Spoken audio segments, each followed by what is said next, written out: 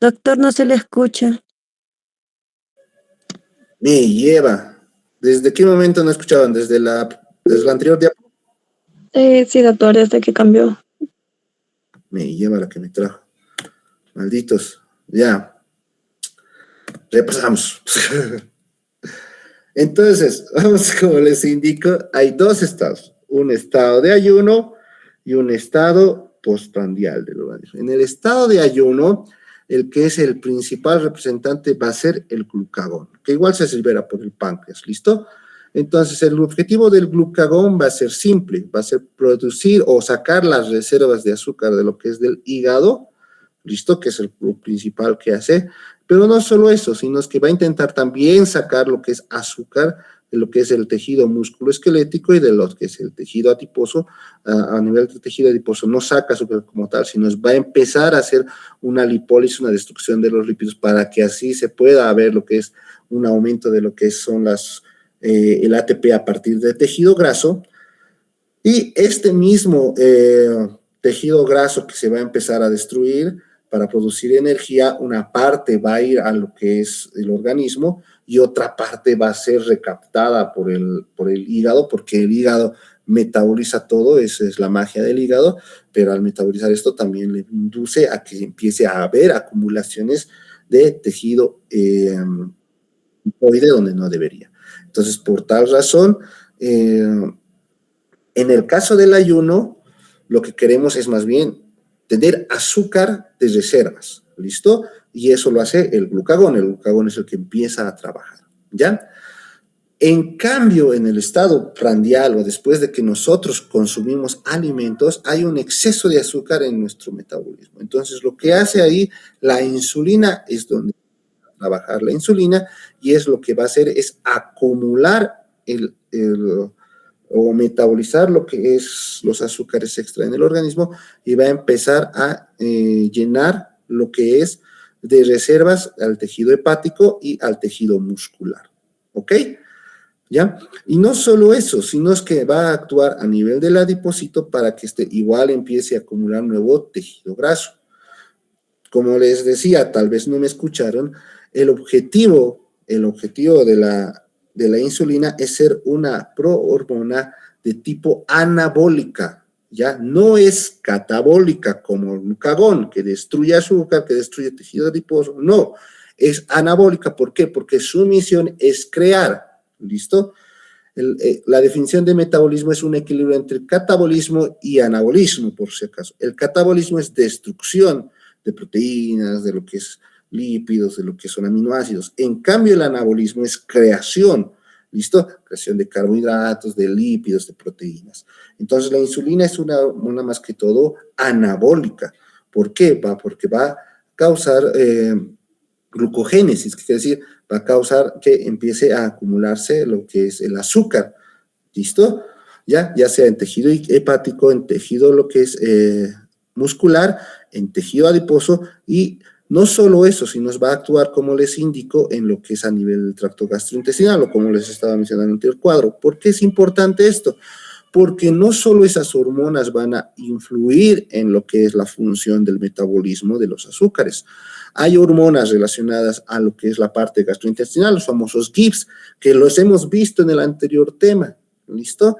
Que son parte fundamental en el tratamiento de lo que es la diabetes, ¿ya? Que van a actuar a nivel del tracto gastrointestinal, ayudando a la absorción de ciertas sustancias, como que ayudando o inhibiendo la absorción de los carbohidratos, que en este caso son los azúcares, aumentando la peristalsis para que se aumente o se disminuya la producción de estos, ¿ya? No solo eso, sino que también vamos a tener influencia incluso a nivel de la central del apetito, como hemos visto que pasa mucho con los GIPs o con los inhibidores parecidos al glucagón, ¿ya?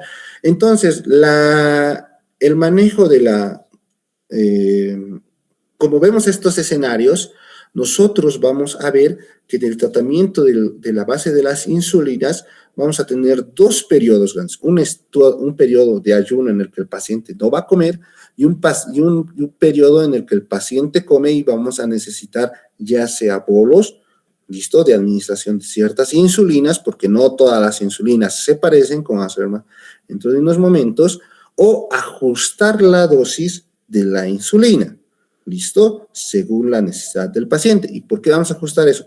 ¿O por qué existe eso? Porque el metabolismo es muy distinto en ayunas como en el estado cuando ya comes, ¿listo? Y la producción de glucagón es muy distinto cuando está en ayunas como cuando comes, como al mismo tiempo es muy distinto la producción de insulina cuando estás en ayunas como cuando comes, ¿ya? Y vuelvo a repetir, no solo eso, sino que también ciertas hormonas como las incretinas o las famosas GIPs que están en el cuerpo van a ser distintas en ayunas como en el estado postprandial. ¿Listo? ¿Ya? Entendiendo esta situación, vamos a entender un poco de qué es lo que pasa en la célula del páncreas como tal. ¿Listo? Entonces, lo principal que nosotros vemos en estos casos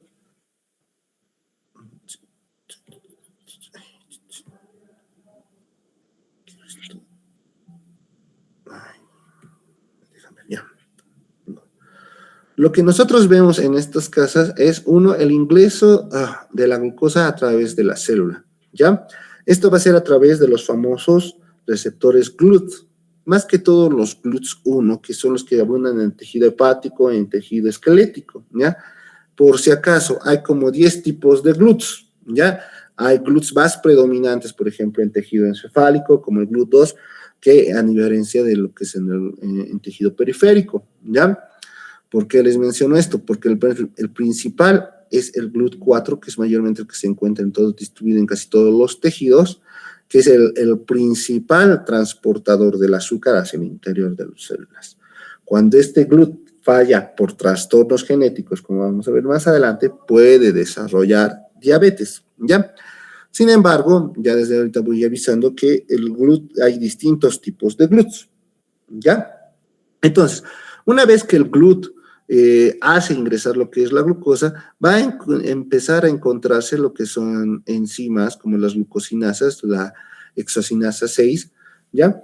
Estas van a empezar a fosforilar, que quiere decir a activar lo que es la glucosa 6-fosfato, y esta va a empezar recién a ingresar a lo que es la producción de energía a nivel de la mitocondria.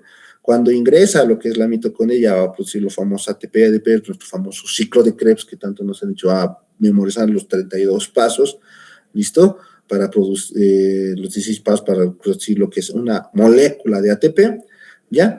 Y esta al mismo tiempo va a interrumpir a lo que son los canales de potasio, ya van a empezar estas a sobresaturarse más que todas las unidades, las subunidades sur, ¿ya? Van a cerrar lo que son los canales de potasio, van a liberar para que ingrese calcio a nivel intracelular. Este calcio a nivel intracelular va va a lo que es activar los canales de voltaje, que al final van a terminar haciendo una endocitosis y liberando lo que es la proinsulina, ¿ya? Lo que libera no es insulina como tal, es una proinsulina, es una prohormona, ¿listo? ¿Ya? Y esta hormona ya va a dividirse en dos, ¿listo? En la insulina y el famoso péptido C, ¿ok? ¿Listo? Entonces, estas son las series de pasos que pasa para que la célula beta del páncreas pueda liberar lo que es la insulina del cuerpo, ¿ya?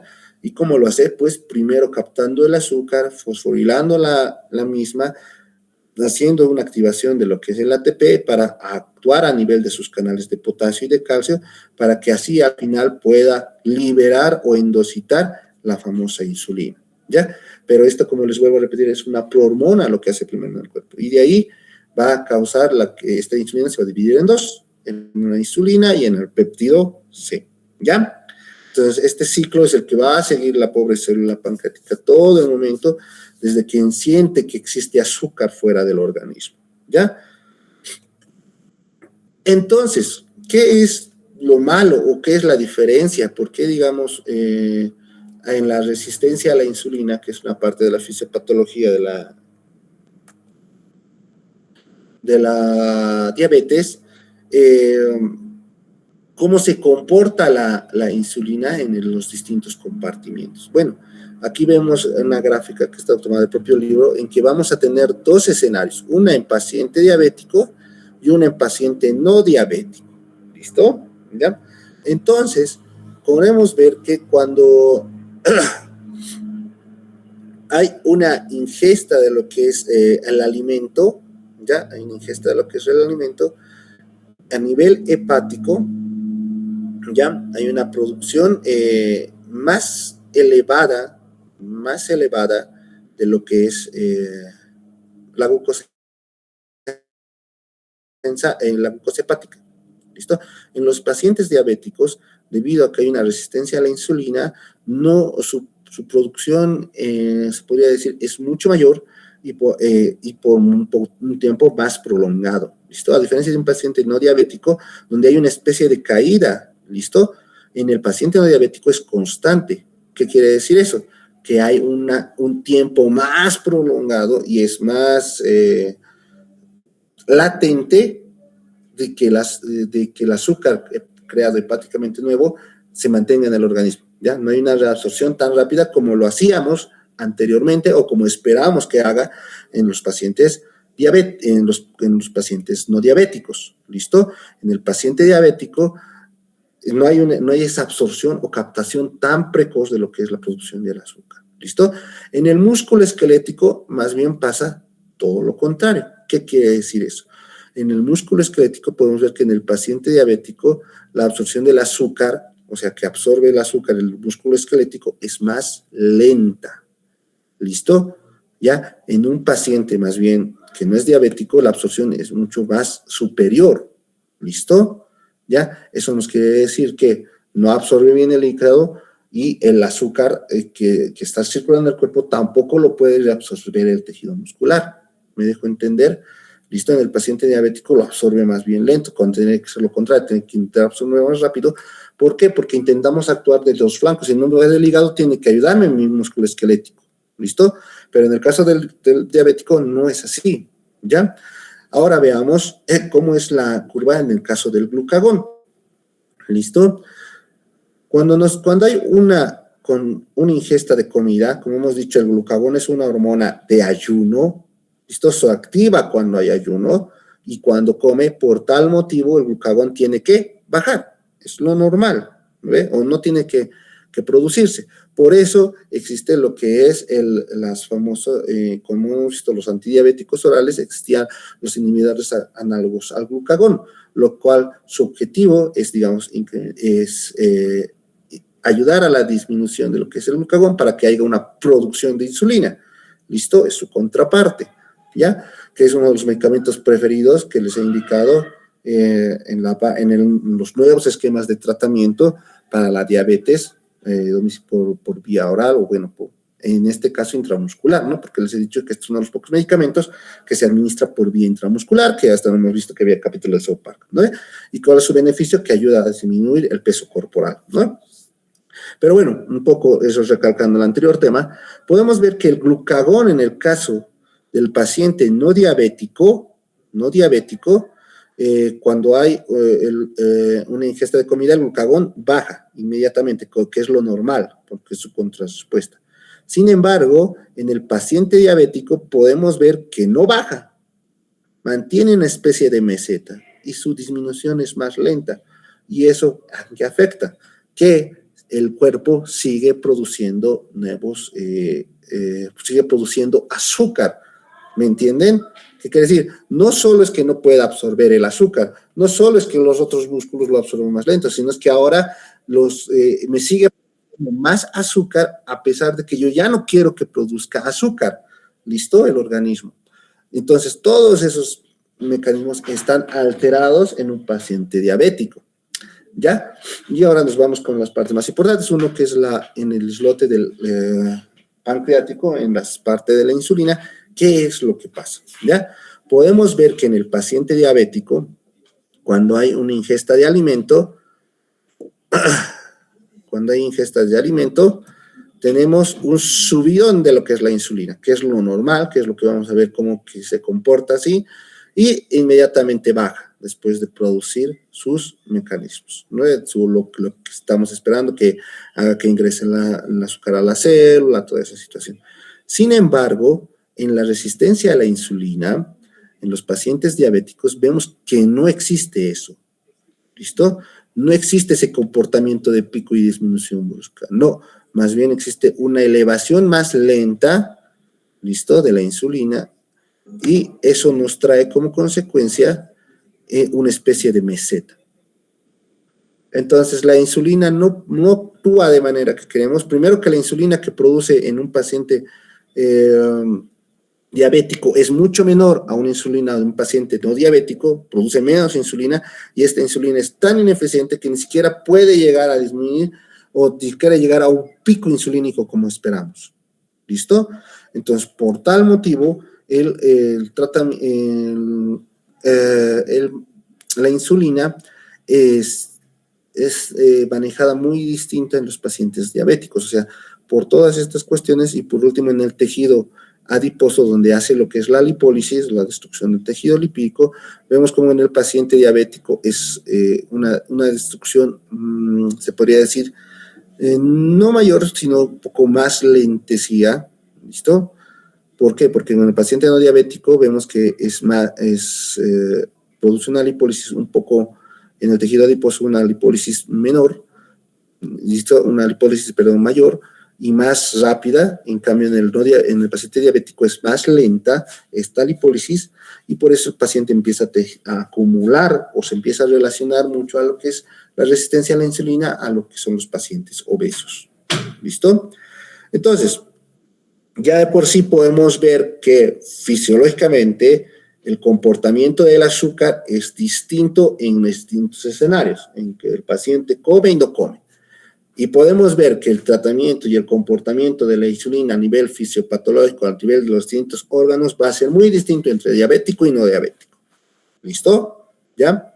Esas diferencias es las que nos van a marcar cómo vamos a manejar al paciente diabético, ¿ok? Eso quiero que me entiendan, ¿ya? Por estos cambios que estoy mostrando grandes, es que el tratamiento del paciente diabético con insulinas tiene sus características especiales, ¿ya? Bueno, un poco de la etiología. Muchos sabemos que existen distintos tipos de lo que es la diabetes tipo 1 o más comúnmente autoinmune, que se le dan en guaguas. Mayormente hay una destrucción completa del páncreas, no porque, digamos, nosotros queramos, sino es un proceso autoinmune. El cuerpo del pobre chiquito se empieza a atacar a sí mismo y le gusta atacar la célula beta del páncreas, ¿no? Entonces, estos pacientitos son bajitos, toda esa situación, ¿no? La diabetes tipo 2, que es la que aparecemos o es la que ustedes van a tratar cuando salgan, toda la vida van a ver paciente diabético. Ya hagan lo que hagan, ya incluso si son, ¿cómo se llama esto?, imagenólogos, y dicen que no van a querer ver, van a ver paciente diabético, ¿listo? Porque incluso les van a pedir, ¿puede hacerse imagen contrastada? Sí, ¿no? Entonces ustedes van a decir, no, puede ser, ahí es diabético, van a ver qué características tiene, ¿no? Entonces, en el tipo 2 no es que haya una destrucción de células betas del páncreas, no. El cuerpo sigue produciendo, como hemos indicado, insulina, sigue produciendo, como hemos visto en la anterior gráfica, una insulina en menor cantidad, pero sigue produciendo, punto número 1, y punto número 2 es una insulina que lastimosamente ha hecho resistencia, es decir, ya no logra entrar a la célula como debería, ya no logra ingresar mediante las llaves como debería. Entonces, son células, como que digamos, nuestra llave para poder ingresar a la célula está mal. Eso es resistencia a la insulina. ¿Listo? ¿Ya? No, el problema no está en el páncreas, el problema está en la célula del paciente y en la producción de insulina del paciente, ¿ya? Produce mucho menos, y esa insulina que produce, lastimosamente, no está un poco defectuosa o ha hecho resistencia tanto a las células que no logra ingresar, ¿listo? Por tal motivo, necesita de una insulina externa, que es lo que vamos a ver, una insulina exógena para poder cubrir la demanda del pobre organismo del paciente diabético, ¿ya? Las MODIs, o famosos monogénicas, ¿ya? Las MODIs son más que todo igual de otra característica autoinmune, no afectan, que es la parte de la célula beta del páncreas, afectan a otros niveles, por si acaso, ¿ya? Y bueno, la verdad son un poco raras, ¿no? Y por otras causas, ¿ya? Causa gestacional, ¿ya? ¿Qué quiere decir eso? Que una mamá que a partir de las 24 semanas hay una resistencia por la hiperproducción de insulina, ¿cómo se llama? Por la hiperproducción de lo que es la glucosa, empieza a haber una desregularización a nivel gestacional y empieza a producir hiperglicemias. ¿Con qué se caracteriza? Bebés grandes, gordos y débiles. ¿Listo? ¿Ya? Porque no hay que olvidar que las células beta del páncreas, el páncreas no solo produce lo que es insulina, hemos visto que también produce glucagón, y no solo eso, hemos visto que también produce o puede producir SST, o bueno, hormona de crecimiento. Entonces, estos bebitos, a pesar de que son grandotes, por eso se llama macrosomía fetal, son grandotes, son bastante lábiles a infecciones, a toda esa situación, incluso tienen tendencia a producir trastornos en el nacimiento durante el nacimiento, donde a veces pueden fallecer, ¿ya? Luego tenemos por causas endocrinopáticas, ¿qué quiere decir? Por enfermedades. Eso es muy fácil de ver. Mayormente es el Cushing, como hemos indicado, la enfermedad de Cushing, ¿ya? Podemos tener la acrenomegalia o, vamos, gigantismo, ¿listo? Inducidas por fármacos, como vamos a ver en una tabla posterior, ¿qué fármacos pueden producir hiperglucemia? Que eso va a ser igual una pregunta de su examen, ¿qué fármacos producen hiperglucemia? ¿Ya? Porque yo necesito que sepan que de pronto si tu paciente empieza a hacer hiperglicemias de la nada, puede ser relacionado a un fármaco que tú le estás metiendo, ¿ya? Y a otros tipos de causas, como por ejemplo, causas de destrucción del páncreas que no sea autoinmune o por diabetes mellitus tipo 2, como las famosas pancreatitis severas. ¿Listo? En la pancreatitis severa es un daño no endocrino, sino exócrino, donde el páncreas empieza a licuar y por tal motivo destruye todas sus células betas del páncreas, y ante esta situación el paciente ya no tiene células beta porque hay una destrucción por la pancreatitis y necesita o empieza a formar lo que es una diabetes tipo D, que conocemos. ¿Ya? Entonces todo eso puede causar pancreatitis. Pregunta del $1.000.000.000, ¿ya? ¿Cuáles de todas estas causas necesitan insulina?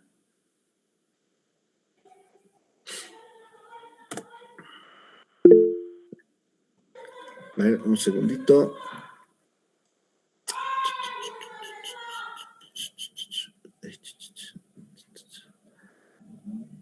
¿Cómo es? ¿Quién alzó la mano? Ana. Doctora, soy yo la mano. Ariana. Ah, perdón. Bien.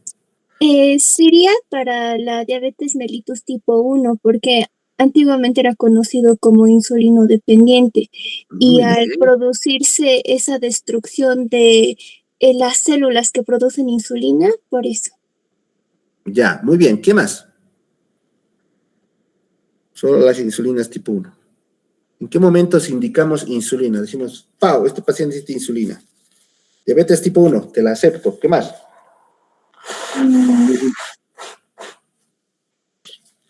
No sé, doctor, no entendí su pregunta. ¿Pero qué más? ¿Qué más? Vamos. ¿Cuál más necesita uso de insulina? ¿Cuál es la indicación de la insulina? Doctor, ¿sería el tipo 2 también como un tratamiento escalonado? Ok.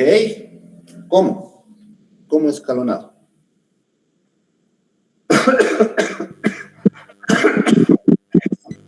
Por ejemplo, la metformina no hace efecto, es cuando ya se considera tratar con insulina.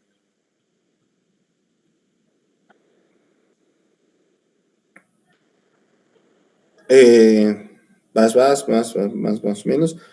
Como hemos indicado, cuando el tratamiento del paciente en la diabetes mellitus tipo 2 no se puede controlar, por más que usamos 2 a 3 antidiabéticos, no estamos logrando controlar, porque hemos visto en el esquema que, digamos, le das metformina, no te está funcionando, digamos que el paciente joven, de 16 años, en camino, no está funcionando. Bueno, ¿sabes qué? Usaremos SGLT2+, porque bueno, es levemente cardiópata y a pesar de todas esas no está funcionando y dices, no, pues ya estamos con 3 antidiabéticos, con 3 mecanismos de acción distintos y no está funcionando, es muy refractario, directo a insulinas. Muy bien, ya, eso yo creo que estoy entendiendo como tratamiento escalonado, ya, como hemos indicado en el tratamiento de antidiabéticos orales, no es solo dar metformina y rendirnos, hay que empezar a buscar asociaciones y hay asociaciones específicas por patologías.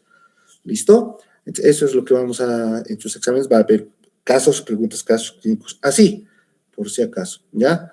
O sea, paciente cardiópata que no está respondiendo a la metformina, ¿qué le añadís? Ah, voy a añadir un SGLT2. ¿Qué era el SGLT2?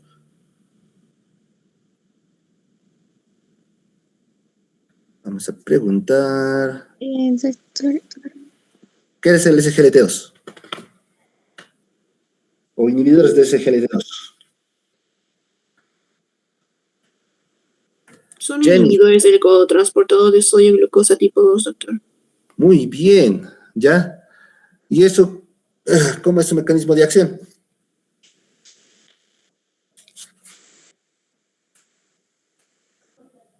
Bloquean, doctor, en el túbulo contorneado distal.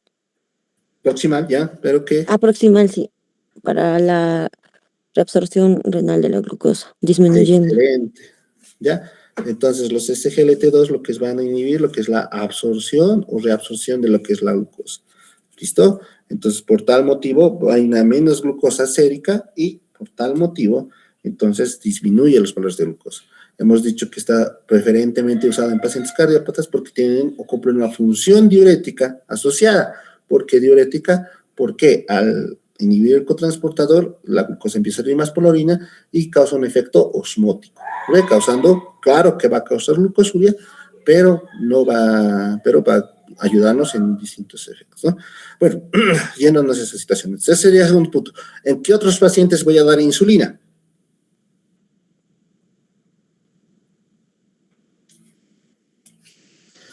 Ya hemos dicho diabetes tipo 1, hemos dicho diabetes tipo 2 cuando no responde al tratamiento. Gestacional, doctor. Muy bien, diabetes gestacional, ¿listo? La diabetes a nivel de lo que es los medicamentos, como hemos visto, la metformina, glibenclamida, la mayoría está contraindicada en el embarazo, ¿listo? Ya, por tal motivo, la opción más, y queremos controlar lo que es un paciente, las glucemias de manera más adecuada, es mediante la insulina. Ya, ¿cuál vas? Rutger, alzaste la mano. ¿En quién vas a poner? En pacientes que tienen crisis hiperglucémica, ya que un medicamento bioral va a demorar el tiempo, ¿no? Para poder disminuir en este caso la glucosa. Ya. Realmente puede ser mayor a 250 miligramos por decilitro en glucosa o superior a ello. Ya, crisis hiperglucémicas. Muy bien, ya. En las crisis hiperglucémicas, como indica, en que la glucosa está muy elevada, no va a hacer los efectos ahí nuestra metformina. La metformina más o menos baja entre 10 a 20% de una basal. ¿Listo? 5, incluso algunos. El más potente es la glibenclamida, que baja creo que 15. Entonces, no nos va a hacer mucho efecto, ¿me entienden? Y en estos casos en los que hay una hiperglucemia que puede ser fatal, porque, bueno, que no fatal, sino muy elevada, que puede traer complicaciones, es indicado lo que son los tratamientos con insulinas. No solo eso, sino es como les repito, en las crisis agudas, ¿entienden? En los momentos en los que el tratamiento agudo está, ¿qué se llama esto? Tiene las complicaciones agudas de la diabetes, que son la cetocidosis diabética y el estado hiperosmolar. Como es agudo, necesita tratamiento a base de insulina. Ya, más que todo de acción corta. Ya, ¿qué más? ¿A quién más le van a dar insulina? ¿Podría ser en pacientes que están con uso de corticoides? Corticoides, no. ¿Listo? Solo si se descontrola mucho el valor de la diabetes. Los corticoides son medicamentos que elevan la glucosa, como vamos a ver más adelante, pero no es una indicación directa de uso de insulina. ¿Listo? Es relativa, bueno, si hacemos muchas hiperglucemias, no controlamos mucho, sí puede ser, podemos valorar que inicie, pero no es la primera opción. Pero está bien la imaginación. ¿Qué más? O solo en esos 4 casos voy a usar insulina. Paciente con diabetes 1, mi paciente tipo 2 que no se controla, mi gordita embarazada. A 3 nomás me han dado. ¿Qué más? ¿Quién más voy a dar insulina? Ah, ya mis estados agudos o mis descompensaciones graves.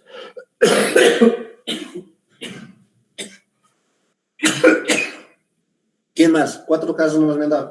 ¿Quién más puede recibir insulina? Doctor, en pacientes que tengan cirugía pancreática o algo. Ya, por destrucción exócrina, como hemos dicho, por pancreatitis, o lo han operado y le han sacado el páncreas por error, toda esa situación. Sí, en pacientes que no tienen páncreas o que tienen muy poco reserva pancreática, van a vivir toda la vida con insulina. Muy bien. Ya, ¿qué más?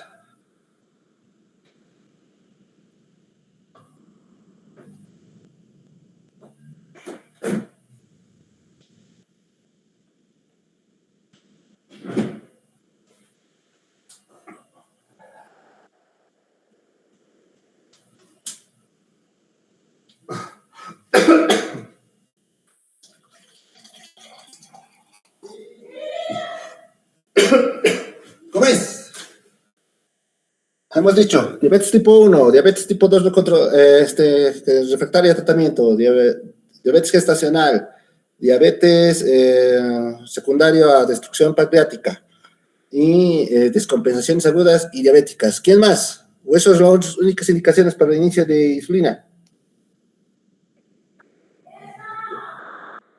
¿Cómo es? ¿Alguien más imaginación? ¿Imaginación ahí? ¿Por qué causa?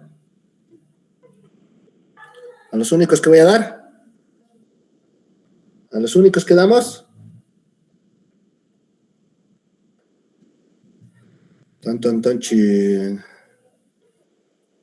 Ya. En pacientes, doctor, que son el tipo de diabetes monogénica, que son diabetes neonatal, allí. No sé de qué estamos hablando, pero los famosos MODIs, sí, muy bien. ¿Listo? Los MODIs son ya, creo que hay hasta MODI 6, yo ya esa parte no sé muy bien porque no me he dedicado mucho a la diabetes. Hasta en mi mundo sabía que ve hasta el MODI 3, pero creo que han subido más categorías. Los MODIs, efectivamente, tratamiento a base de insulina. ¿Ok? Entonces, 1, 2 que no se refractaria a tratamiento, MODIs, gestacional, pacientes con lo que es destrucción pancreática, pacientes en patologías en crisis, que se llaman hiperglucémicas, o en aquellos que están cursando con complicaciones agudas, es la indicación, y para todo paciente que vaya a estar hospitalizado, me estoy siendo claro, hospitalizado, está indicado que el manejo sea con insulinas. ¿Por qué? ¿Listo? Tienen que recordar, uno, que digamos, su paciente diabético está hospitalizado. Si está hospitalizado es porque ha pasado algo, se ha descompensado. La diabetes mellitus tipo 2 se descompensa o causa las complicaciones agudas por 3 causas. 1, ha dejado su tratamiento. 2, tiene un proceso infeccioso. O 3, hay un proceso metabólico del trauma. Quiere decir, hay algo que está causando que haya una sobreproducción de azúcar en el paciente, ¿ya? Entonces, cualquiera de estas causas mayormente son causas de hospitalización. Entonces, si el paciente diabético está hospitalizado, no se recomienda que mantenga su tratamiento poliviral, se recomienda tratamiento con insulinas hasta controlarlo bien y de ahí recién iniciamos la vía oral 1 o 2 días antes de que se vaya de alta. Y punto número 4, hipercalemia. Uno de los pilares del tratamiento de la hipercalemia, bueno, el último pilar es las famosas soluciones polarizantes, ¿ya? ¿Cuál es la solución polarizante? Es una solución a base de dextrosa al 10%, 100 ml con 10 unidades de insulina cristalina, tiene que ser insulina de acción rápida, ¿listo? Y eso hay que administrar al paciente. ¿Por qué? Porque hay que recordar que entre el momento fisiopatológico En la hipercalemia, el potasio entra con lo que es la insulina, ¿listo? ¿Ya?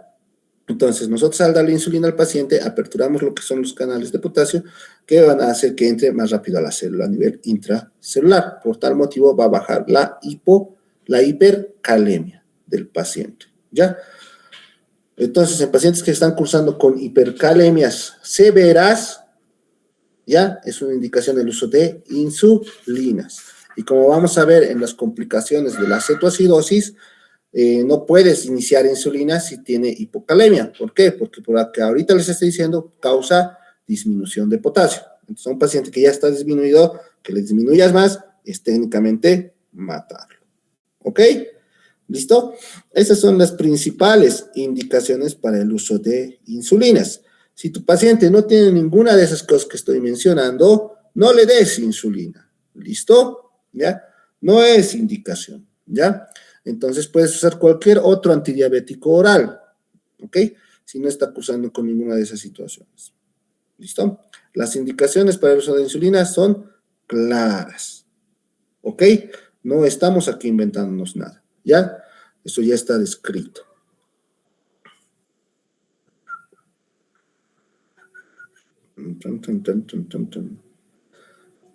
Ya. Bueno, como hemos visto, las diferencias entre diabetes tipo 1 y tipo 2, la destrucción total de lo que es la parte de las células B, aquí no hay destrucción, están presentes, hay una resistencia un poco, no hay una resistencia como tal a la insulina. En el tipo 2 más bien hay mucha resistencia en todos los tejidos que pueden. ¿Listo? En el caso del tipo 1, el glucagón hay una deficiencia porque el problema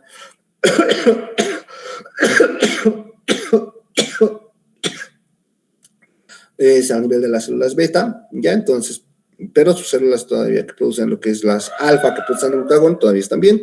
Entonces hay una deficiencia de hipoglucemia. En cambio acá, debido a que hay la resistencia, como hemos visto en los gráficos, el glucagón más bien se mantiene siempre un poco más alta y está como en meseta. Eso es una respuesta desregulada.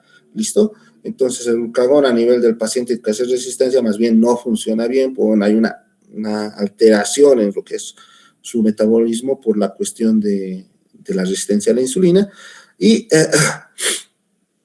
las proinsulinas presentes están mayormente son ausentes en el tipo 1, ven que cambio en el tipo 2 está muy elevada. ¿Ya? Criterios diagnósticos para diabetes, esto ya lo sabemos. Esto es sacado de lo que es el texto, de lo que es el Goodman y Gilman. Sin embargo, vuelvo a repetirles, las guías cambian y las guías actualizadas creo que han modificado ciertos puntos de lo que es el diagnóstico actual de la diabetes. No estoy seguro muy bien en qué puntos, la verdad, como les dije, no leí una guía de hace 2 meses, porque la verdad no soy diabetólogo, pero sé que hay unos discretos cambios, no son muy grandes, pero sí hay discretos. Si alguien de ustedes quiere ser endocrinólogo, ya ahí está para leerlo, ¿listo? Bueno, cualquier glucosa en cualquier momento del día que sea más allá de 200 miligramos de cilitro, hayas comido o no hayas comido, sea 3 de la tarde, 5 de la noche, cualquier momento ya es diagnóstico de diabetes, por si acaso, ¿ya? ¿Listo? Entonces, si en algún momento le sacan una glicemia, no sé, a tu papá y dice 250 y dice, ay, pero he comido hace 1 hora, no importa, a pesar de que ha comido hace 1 hora, ya es 250, es diagnóstico de diabetes. ¿Listo? Glucosa en ayunas tiene que ser mayor a 126, esto es un poco antiguo, las normas actuales dicen mayor a 120, ¿listo? Con un ayuno más allá de 8 horas.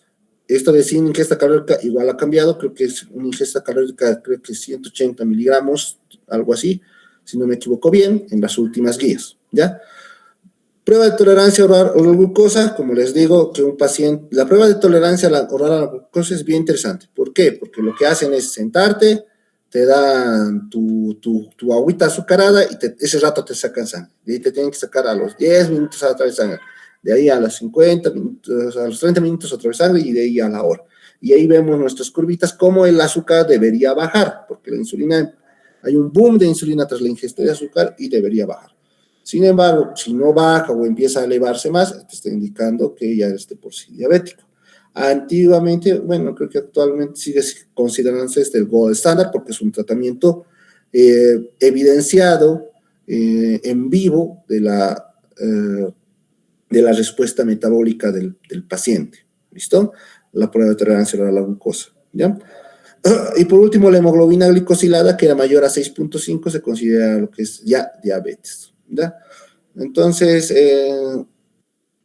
esos son los criterios que mayormente van a encontrar. No estoy seguro muy bien con los valores. Creo que ahora es 180 y 120, ya no 126. Como te digo, esto es sacado del Goodman y Girvan, un libro de hace 10 años. ¿Listo? Como les digo, la guía de la diabetes lo actualiza esto lastimosamente cada año o cada 2 años. Recién la guía última está hace unos meses, pero no la pude revisar. ¿Ya? Pero a grandes rasgos, los valores varían muy poco, la verdad. Debe variar actualmente en unos 20 a unos, como les digo, mayor a 180 creo que es, o mayor a 220, no estoy seguro. Y en ayuna creo que están manejando el corte de 120. ¿Listo? Ya no 126, ¿ya? Pero como les digo, son pequeñeces, más que toda la idea está clara. Seguimos usando los 4, glucosa aleatoria, glucosa en ayunas, prueba de tolerancia oral y hemoglobina glicosilada. Son todas pruebas todavía que se utilizan para la determinación de la diabetes, ¿ya? Ahora, ¿por qué yo uso insulina? ¿Cuál es mi objetivo?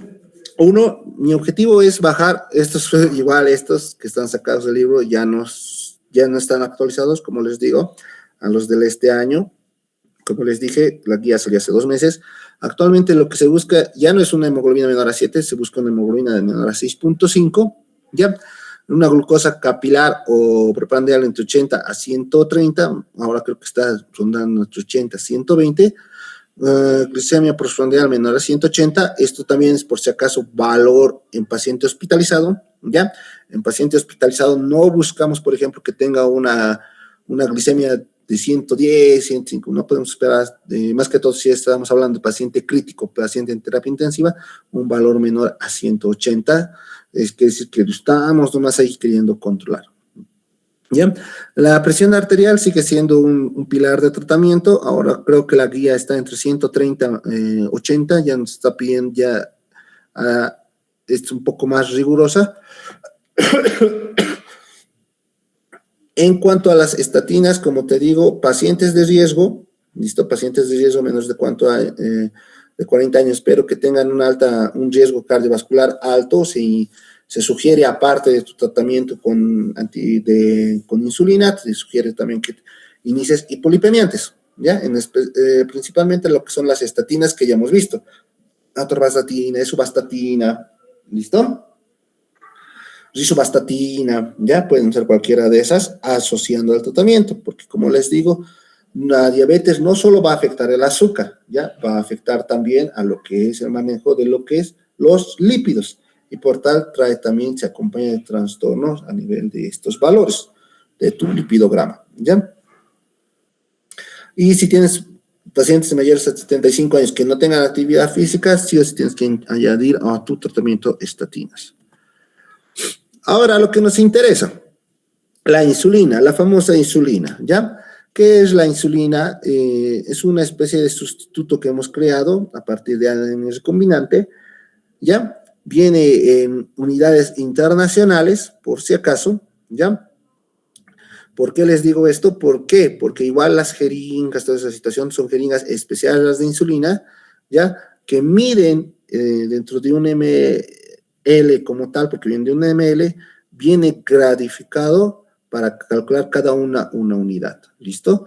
¿Por qué les digo esto? Porque siempre se confunden o en algún momento les dicen, pasale 10 unidades internacionales, y lo que no te dicen que le pases, pues toda una jeringa es casi unas 100 unidades internacionales, ¿listo? 10 unidades es, como dice ahí, sus marquitas tienen ahí 10, 20, que es solo 10, ¿listo? ¿Ya? ¿Por qué les digo esto? Porque muchas veces en el hospital se confunden, y ya nos ha pasado que más que todas las auxiliares de enfermería o las estudiantes de enfermería no ubican, piensan que es toda la jeringa y pues al final nuestro paciente está con hipoglucemia brutal, no sabemos fijar lo que es el frasco de insulina y está casi vacío. Entonces decimos, ¿qué ha pasado?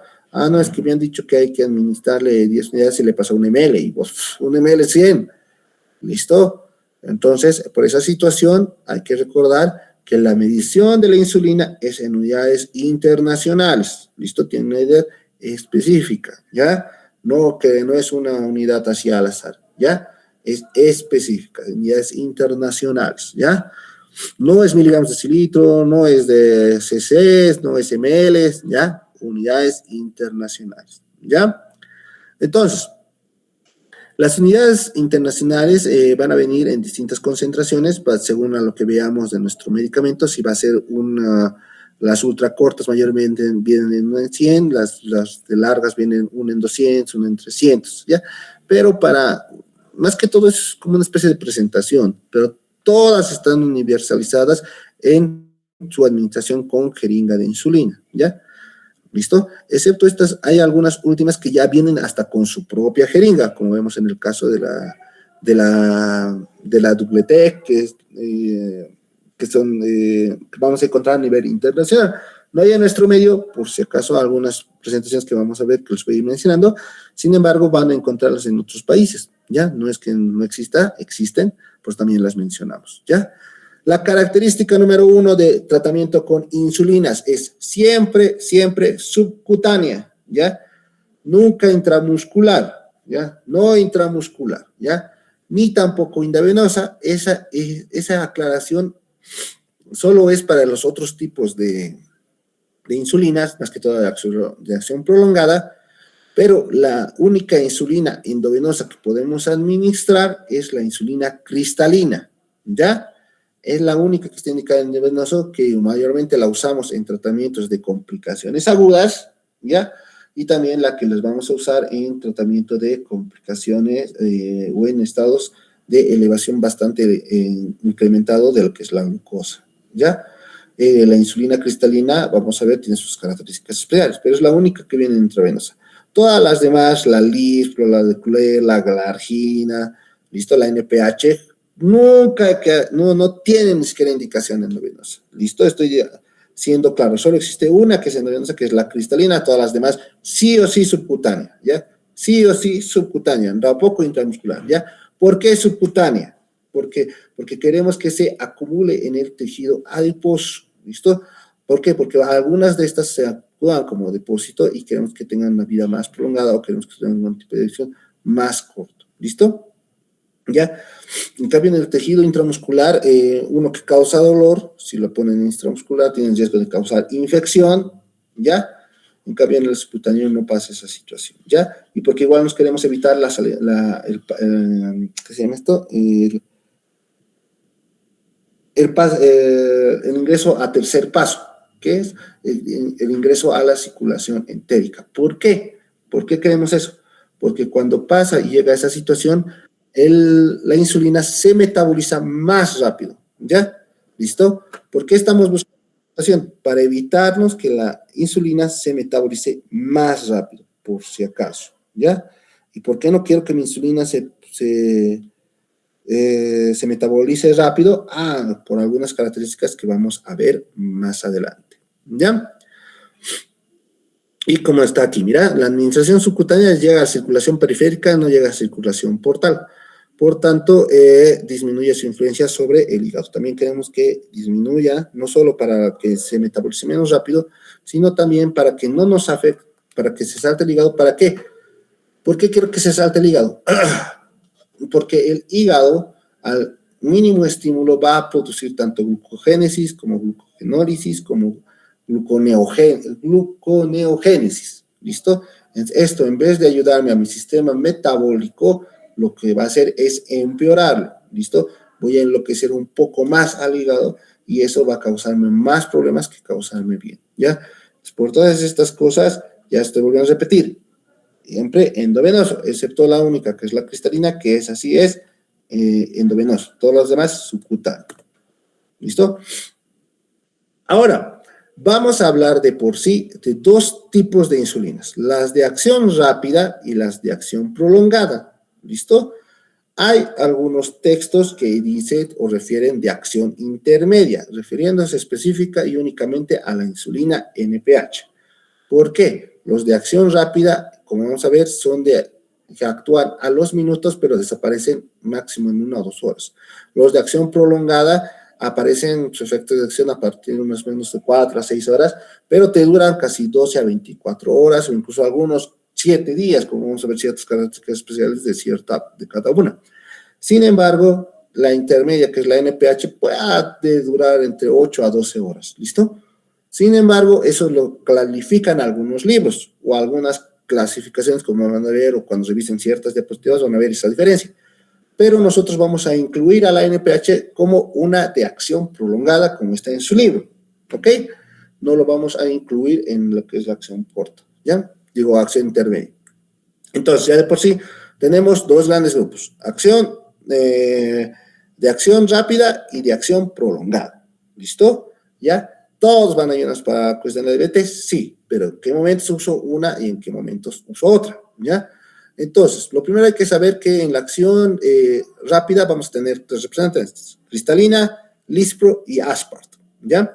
¿En qué se caracteriza? En que la lispro hay una modificación o una inversión de los aminoácidos a nivel del B28 y del B29, ¿listo? Aquí es donde se modifica, ¿listo? Y en el aspart hay un cambio en el ácido del aspartico a nivel del B28, ¿ya? Aquí hay un cambio a nivel de un aminoácido lispro, ¿ya? Entonces, ¿qué va a causar esto? Esto va a causar que estas moléculas sean de acción rápida, o sea, de que se puedan neutralizar, que puedan disminuir o hacer un pico más precoz, ¿listo? Y puedan disminuir el azúcar más pronto. ¿En qué momentos voy a utilizar este tipo de insulinas? Cuando yo quiera bajar el azúcar de golpe. ¿Y cuándo yo voy a querer bajar el azúcar de golpe? En 2 momentos. Uno, después de las comidas, ¿listo? Cuando lastimosamente haya un pico hiperglucémico, ¿listo? Después de las comidas, o cuando tenga patología aguda. ¿Qué quiere decir? Cuando tenga mis complicaciones agudas como cetoacidosis diabética o estado hiperesmolar, no me puedo dar el lujo de poner una acción prolongada, es decir, no me puedo dar el lujo de esperar 24 horas a que haga efecto mi insulina, ¿me entienden? Tengo que hacer que haga efecto ya. ¿Listo? En esa ocasión, yo uso de acciones cortas. ¿Listo? ¿Cuándo uso de acción prolongada? Cuando, como hemos indicado, en pacientes, no sé, no funcionan mis antibióticos orales, necesito insulina, pero necesito que sea una administración de insulina constante y mantenida por más de 24 horas o 24 horas, ahí uso mis de acción prolongada. ¿Listo? ¿Ya? Cuando yo quiero manejar, estar más consciente o tener un control glucémico de mejor manera de mis glucemias, uso lo que son los de acciones prolongadas. ¿Listo? Aquí tenemos mayormente lo que es las NPH, como les indico, la insulina glargina y las de Temir, o insulina de Temir. ¿Listo? ¿Ya? Esas son sus principales representantes.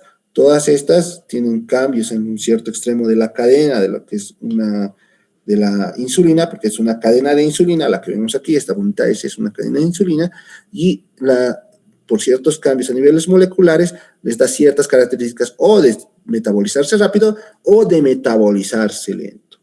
¿Listo? ¿Ya?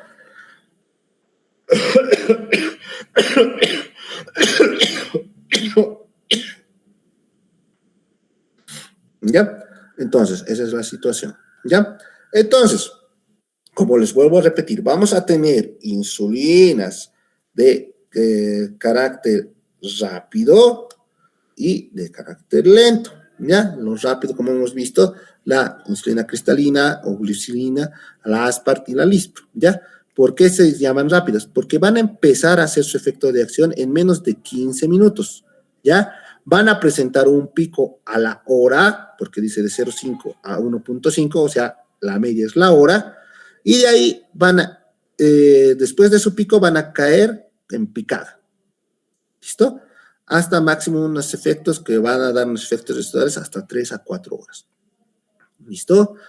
En cambio, las insulinas regulares o de amplio espectro van a empezar a hacer su efecto recién a la media hora o incluso a la hora. No hacen un efecto rápido a los 30 a 40 minutos. Recién empiezan a hacer efecto con un pico efectivamente a las 2 o 3 horas, ¿ya?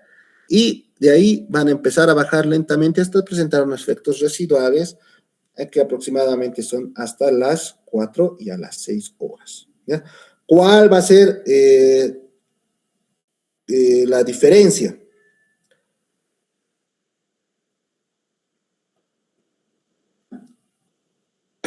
¿Cuál va a ser la diferencia? Como están viendo, como ya les he mencionado, bueno, hablando de la NPH, estamos viendo que una tiene un efecto más precoz, un pico mucho más rápido, pero rápidamente también desaparece del organismo, ¿ya? En cambio, las otras empieza a tardar su efecto de acción, tienen un pico, efectivamente, y su duración ya empieza a caer después de un cierto tiempo. ¿Cuál es la indicación entonces? Si nosotros queremos que, digamos, por ejemplo, vemos que mi abuelito no controla muy bien después de que come, yo tengo que administrarle mis insulinas de rápida acción antecitos de comer, porque sé que va a hacer su pico aproximadamente, va a empezar a hacer efecto a los 15 minutos y va a tener su pico a la hora que efectivamente después de que el abuelito come o que mi paciente deje de comer, ya ahí empieza a hacer su pico hiperglucémico y justo en ese momento va a atacarle mi insulina. ¿Listo? Justo en ese momento y no me va a hacer hiperglucemias. ¿Ok? ¿Ya? Ese es, digamos, el objetivo. Por eso se le pide que inyecte antes de las comidas. ¿Listo? En cambio, las insulinas regulares, ¿ya? Aunque nosotros sabemos, no se le pone antes de comer como tal. Se le puede poner en el momento o unas horas antes. ¿Listo? Digamos que se puede administrar 8 de la mañana, ¿listo? 8 de la mañana, él va a empezar a hacer su pico a la hora, puede tomar tranquilamente su desayuno, el paciente, a las 2, 3 horas, y ahí cuando ya empieza a hacer su pico, tomar una pequeña sajada, puede comer una sajada, y va todavía a tener ahí lo que es el efecto de la insulina, y no lo va a afectar al paciente. ¿Listo?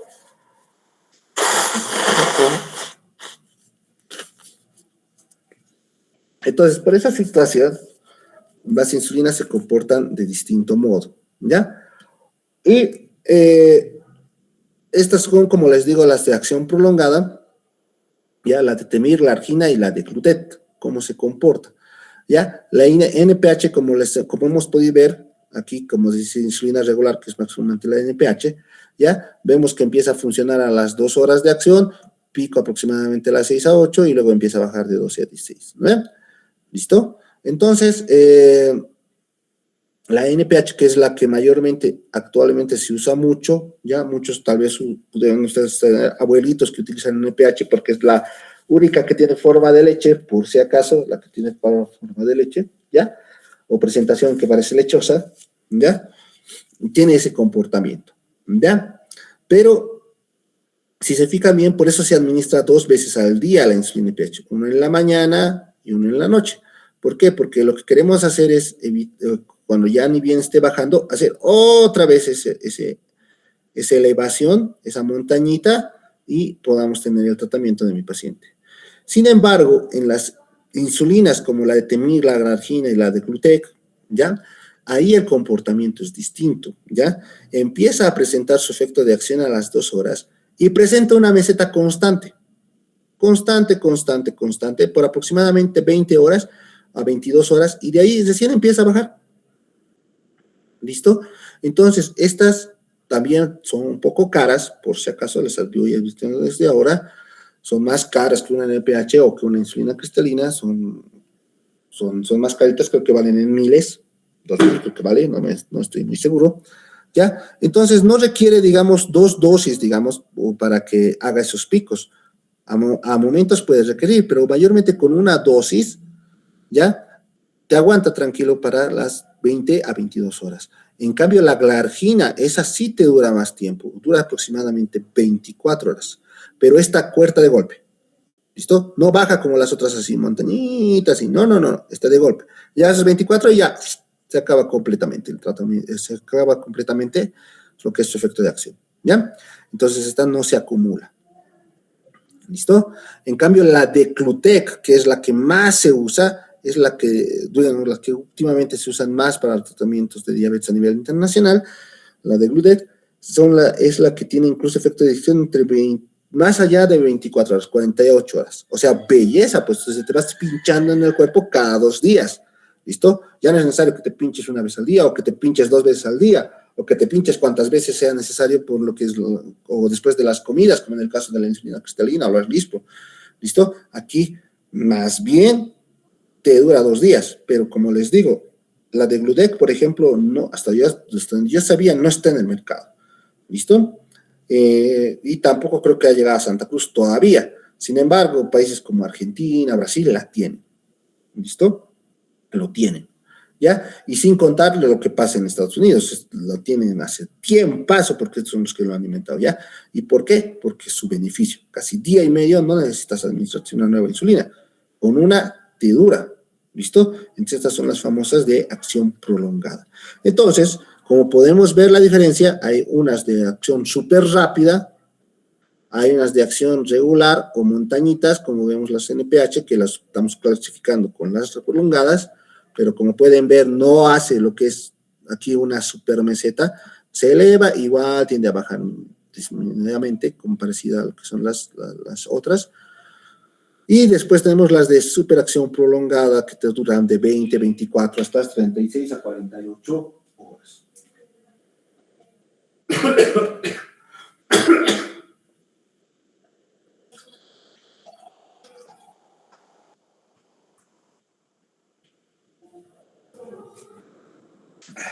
Estas características es lo que lo hace interesante el tratamiento a base de las insulinas, ¿ya? Por si acaso, ¿ya? Como pueden ver, vuelvo a repetir, por más que sea insulina, pensamos que solo vamos a ver un medicamento, el comportamiento es distinto, entonces hay que saber ver en qué pacientes voy a usar cada una de ellas. ¿Listo? Y ahora la tabla que queremos saber. ¿Listo? ¿Y cuál es la tabla que queremos saber? La famosa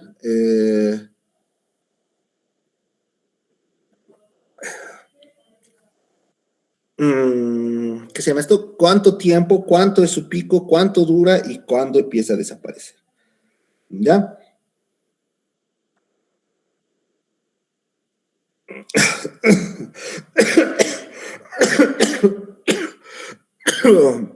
Un segundito, por favor.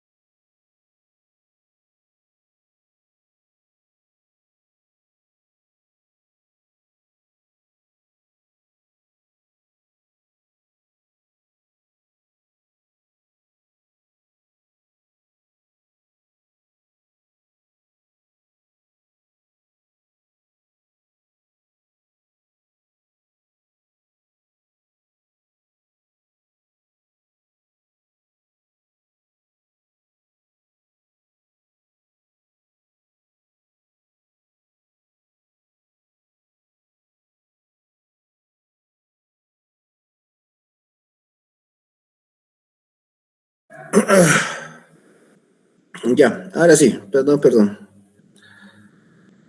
Ya. Aunque estábamos. Ah, sí, ya. Tenemos aquí a los tipos de acción rápida y a tipos de acción prolongada, o intermedias y prolongadas.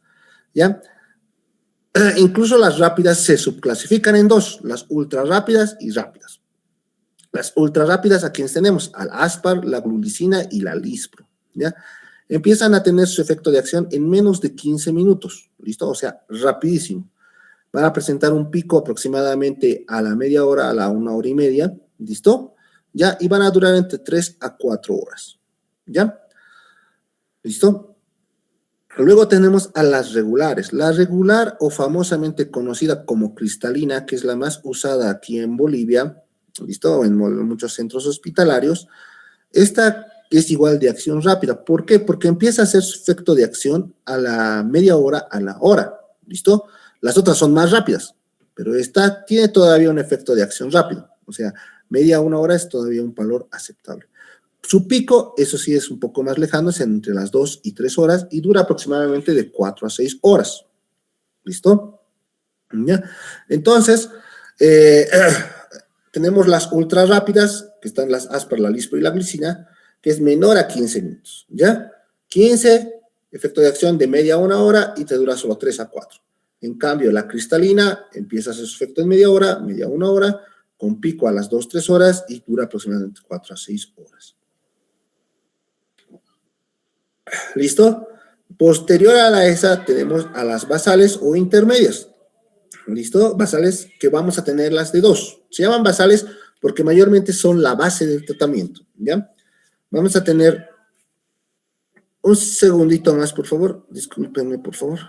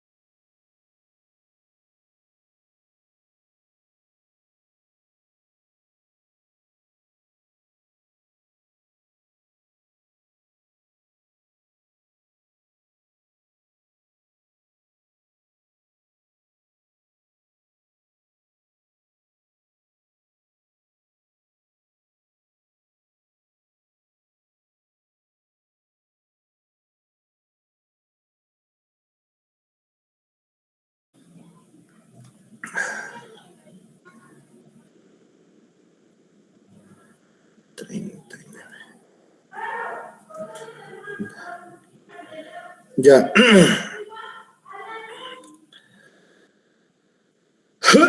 Bueno. Ahora, vamos a ver las de acción prolongada. Representantes, hemos visto la NPH, ¿no? La NPH va a empezar a tener un efecto de acción a las 1 a las 2 horas, pico a 6 a 10 y va a durar de 10 a 12, 16 horas. Mayormente es 12 horas.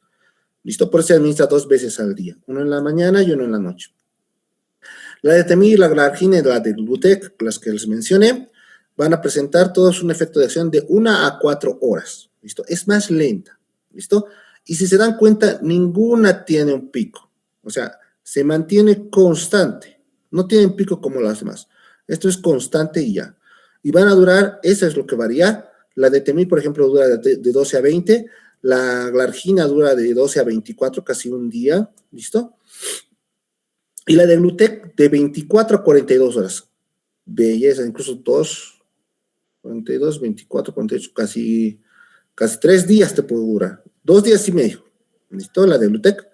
Entonces, por esa situación es que estos medicamentos son cada vez más, se podría indicar, son los de preferencia, ¿no? Para un paciente porque es de mayor facilidad, ¿ya? Ahora, ¿por qué mezclamos? ¿Por qué mezclamos una acción corta con una acción prolongada? Hay medicamentos que vienen con ese tipo de características y vamos a ver más adelante. Una opción especial, que es la vía inhalada, la famosa afresa, empieza a presentar un efecto de acción menor a 15 minutos, sin embargo, empieza a tener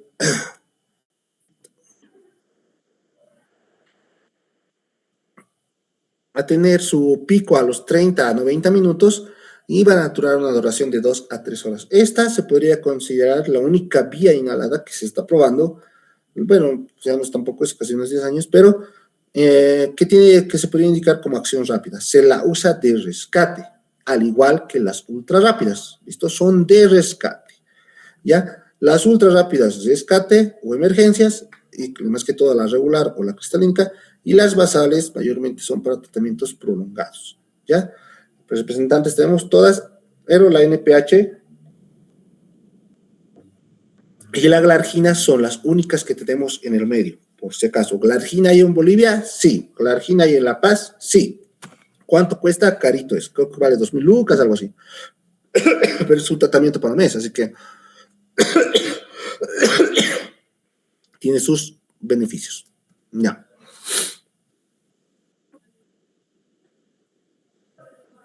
Y nos vamos a ir por cómo vamos a tratar la insulina como tal, ¿ya?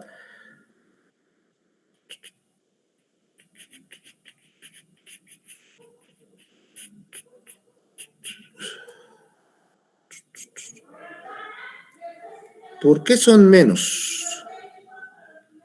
38.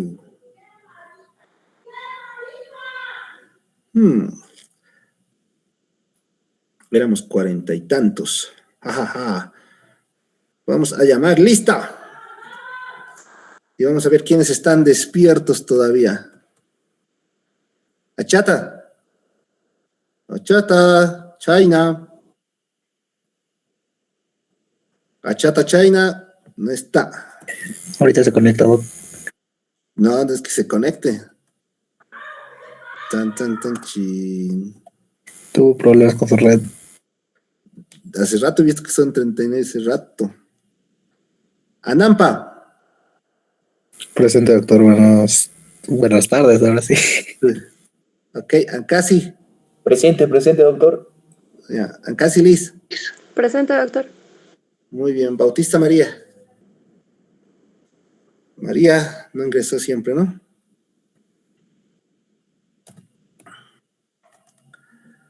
Ya, Bermejo César. Y me debe nota el César, porque no habló del anterior. César. César. ¿Dónde está César? 2 veces. Shefri, ¿estás ahí? ¿Sigues vivo? Blanco Shefri. Tampoco. Bueno, no vino. Cayán Gustavo. No, es tampoco vino. Calizaya Tina. Presente, doctor. Cayo Mamani John. Presente, doctor. Canawir Jenny. Presente, doctor. Cartagena Jael. Presente, doctor. Chambi Leslie. Presente, doctor. Chaparro Yoimitza. Presente, doctor. Buenas tardes. Pero me justo tuve problemas de conexión. Te creo, no te creo. Sí, doctor, esto me ha salido. Pero igual me debes una, no has respondido la pregunta anterior. Ya. Chambi Leslie. Presente, Leslie. doctor. Presente, doctor. Chaparro Yoimitza, ya llaman, ¿eh? China Wilder. China. No hay Wilder. Checaya Darinka. Tampoco. Choque Yasmín. Puta, nadie está atendiendo. Choque Milenka. Presente, doctor. Juarite Juan. Doctor, presente. Condoriana. Presente, doctor. Ya. Condorilis. Presente, doctor. Dongo Mateo. Dongo. Flores Carpio. Flores. Huacapaco Condori. Lucero. Lázaro Danelí. Danelí. Presente, doctor. Llanos Alexander. Presente, doctor. Machaca Eric. Presente, doctor. Mamani Angeli. Disculpe. Doctor, Mamani Angeli. Angeli. Mamani Joel. Joel. Mamani Jacqueline. presente, doctor. Maita Rodrigo. Presente, doctor. Ordóñez Ariana.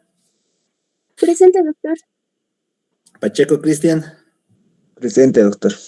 Paredes Aníbal. Presente, doctor. Pari Joel. Presente, doctor. Quispe Luzmir. No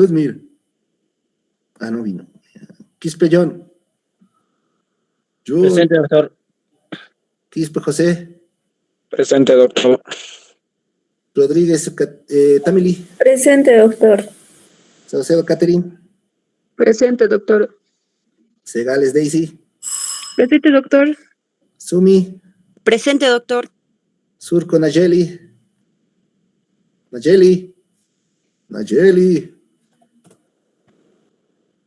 Tarquia Pasa. Natalie. Presente, doctor. Ya. Vargas Jonathan.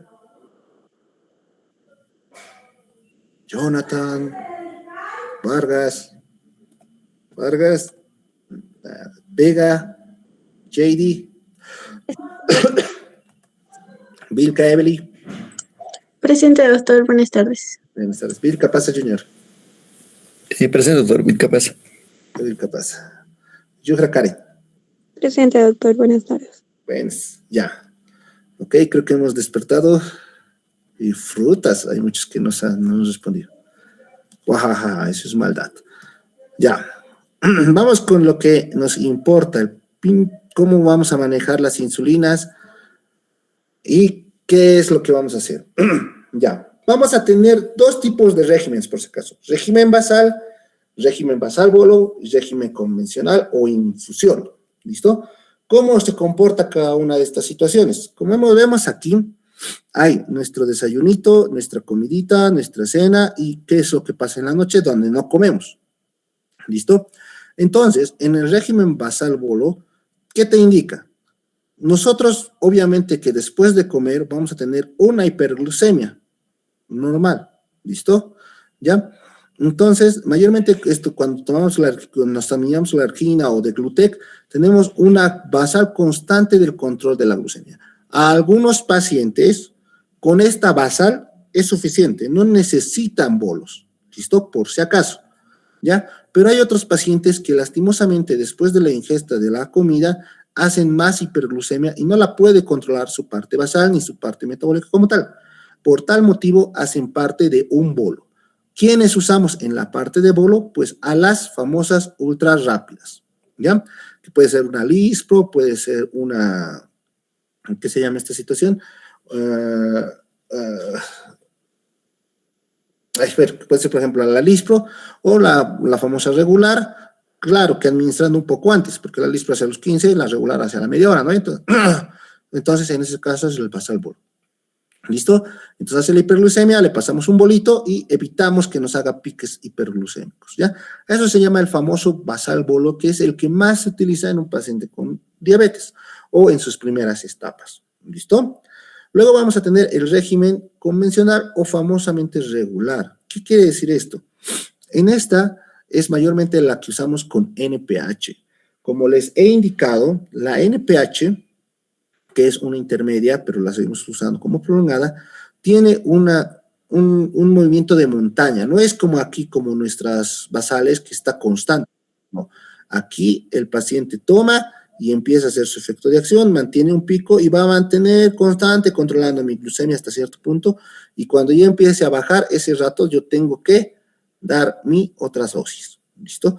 ¿Cuál es la característica? Que, por ejemplo, aquí, cuando hay un pico en la etapa del desayuno y no tengo todavía que mi NPH está haciendo su 100% de acción, ahí es donde yo puedo pasar un bolito. ¿Listo?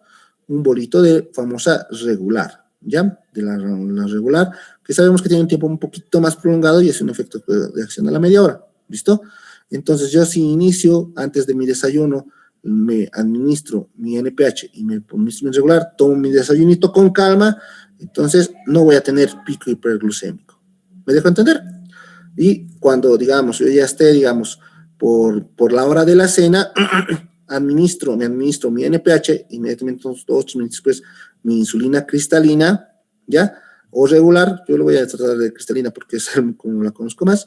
Cristalina, como tiene un tiempo de acción a las 1 o 2 horas, entonces no me va a hacer hiperglucemia cuando cene, ¿listo? Y voy a tener un mejor control de mi diabetes. ¿Qué es lo malo de este método? Como pueden ver, hay muchas montañitas de sube y baja, sube y baja, sube y baja, entonces mi riesgo de hiperglucemia es mayor, ¿listo? Este método es el que un poquito podemos usar más aquí en Bolivia, no porque sea el ideal, sino porque no tenemos recursos, ¿ya? Lo ideal sería pues, usar Glargina, Declatec, ¿me entienden? O ultra rápidas, pero no tenemos en Bolivia, ¿listo? Motivo por el cual es el que más o menos nosotros nos ajustamos a esto, ¿ya? Y por última, la que se utiliza en países como en Estados Unidos. Como les digo, ustedes espero que no sean una isla y puedan salir a otros países. Van a ver las bombas de infusión. ¿Cuáles son bombas de infusión? Son como cajetillas, como cinturoncitos que uno se coloca aquí en el abdomen y constantemente está pinchándote. ¿Listo? O sea, constantemente está administrando una dosis de insulina sin que te des cuenta. ¡Pah! Te da un pequeño piconcito y ese es el momento en el que pasa.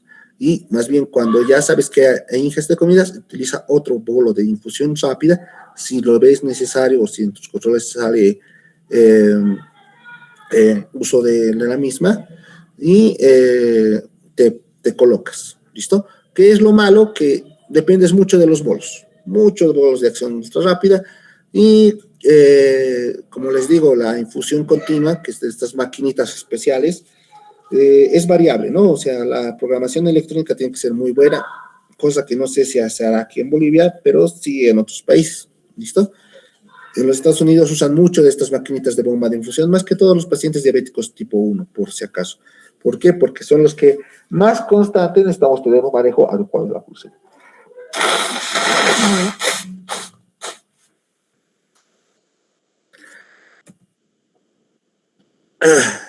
Entonces, ¿qué es lo que necesitamos esencial de acá? Gracias. Vamos a ver 2 efectos, ¿ya? Un segundito, por favor. Un segundito, por favor.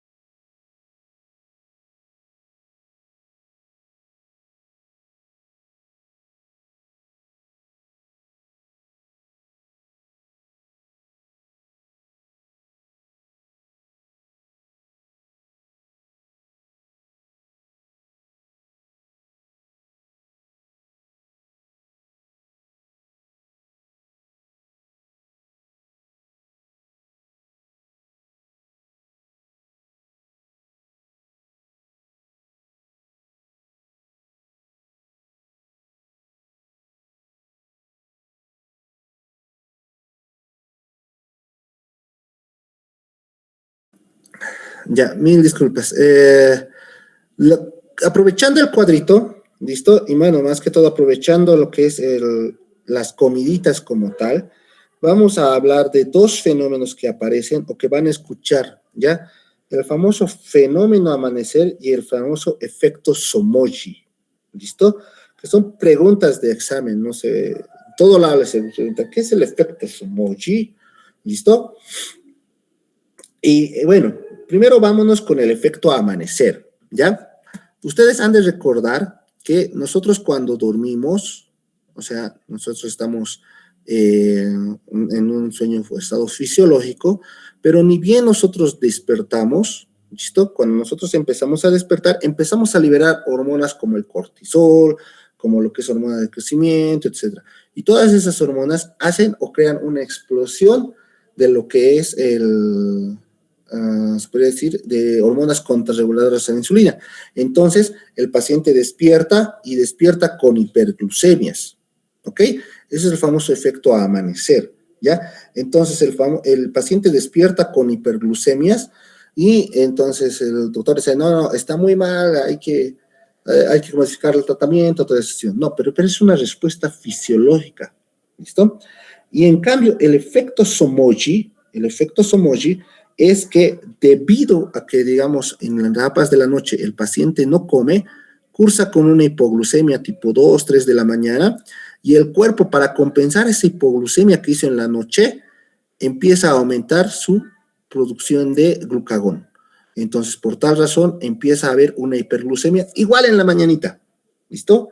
No sé si me dejo entender. Entonces, por esa situación, por esa respuesta de estrés, hay una hiperglucemia justo igual en la mañanita. A las 7, 8 de la mañana se controla y, no, mira, hay una hiperglucemia. Entonces ahí el doctor dice, no, ¿sabe qué? No está funcionando su tratamiento, hay que aumentarle más insulina. ¿Listo? Entonces, como pueden ver, hay dos patologías muy distintas, el efecto amanecer y el efecto Somoji, que tienen características distintas. En el efecto amanecer, debido al despertar, hay un incremento de hormonas contrarreguladoras. Esta se trata de una manera muy facilita, ¿ya? Y es que hay que aumentar mi insulina, ¿listo? Mi insulina NPH, en ese caso, yo lo tengo que aumentar un poco la dosis. ¿Por qué? Para que así, digamos, las hormonas en la amanecida, como sé que va a haber un pico hiperglucémico, ya la pueda controlar. ¿Listo? Ya, ese es mayormente mi NPH. Tendría que aumentarle en horas mi dosis de la noche, no mi dosis del día, porque en el día no hay el problema es en la noche. Entonces, mi dosis de la noche tengo que aumentarle un poquito, unas 2 o 4 unidades internacionales. ¿Listo?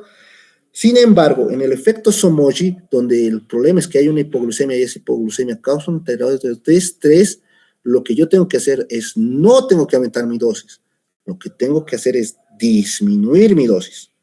¿Listo? ¿Por qué? Porque sé que en las noches mi paciente a las 3 de la mañana me hace hipoglucemias. Entonces, por tal razón, yo tengo que bajar mi dosis de NPH, ¿listo? A unas 2 unidades internacionales menos, y voy a ver que mis glucemias ya no, como no va a ser hipoglucemia, entonces no van a tener que empezar a haber una sobreproducción de glucagón y por tal motivo mi paciente no va a necesitar de esquemas de tratamiento alternativos. La pregunta es, ¿cómo diferencio un Somogy de un efecto amanecer? ¿Cuál va a ser la característica? Y es muy simple. Hay que tomar una glucemia tipo 2, 3 de la mañana. ¿Listo? Si en las 2, 3 de la mañana veo que hay una hipoglucemia, entonces es efecto Somogy.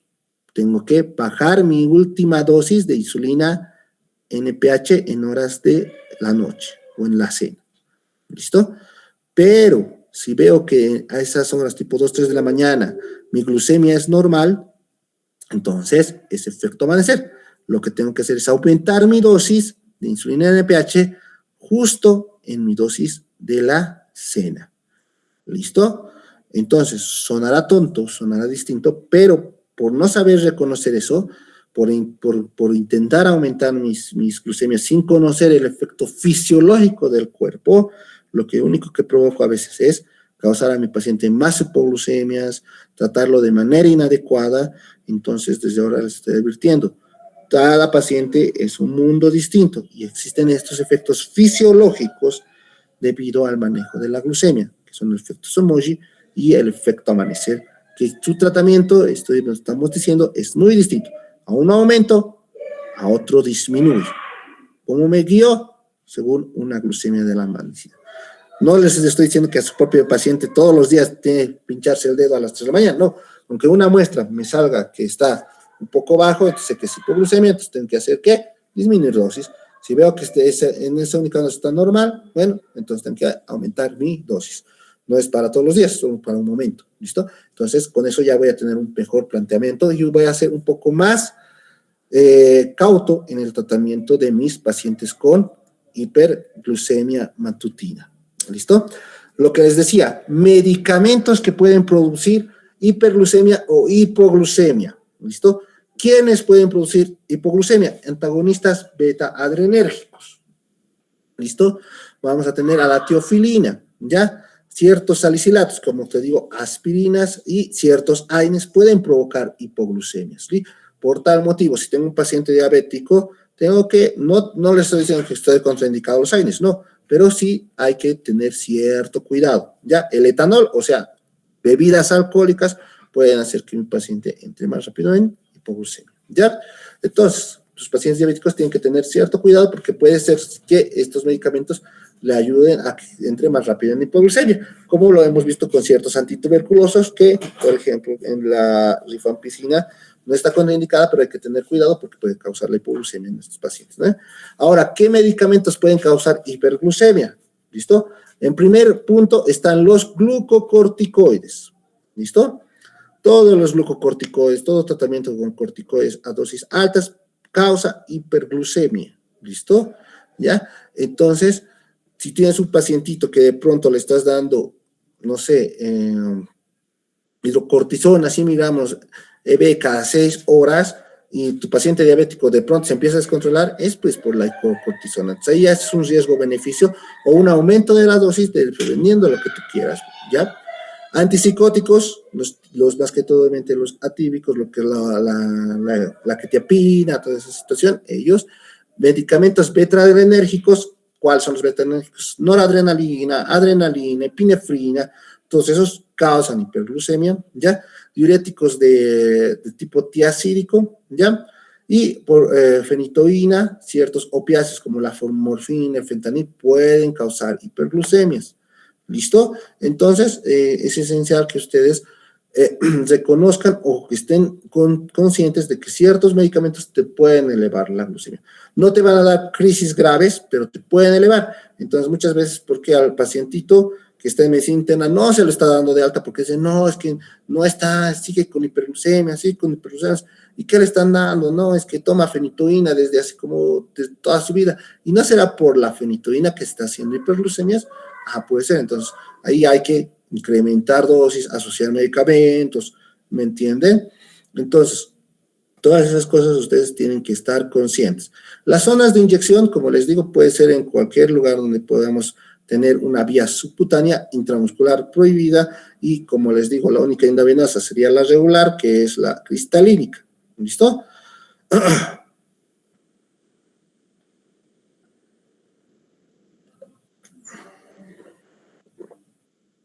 ¿Ya? El lugar donde mayormente se pone lo que es la vía subcutánea es mayormente a nivel del abdomen, ¿listo?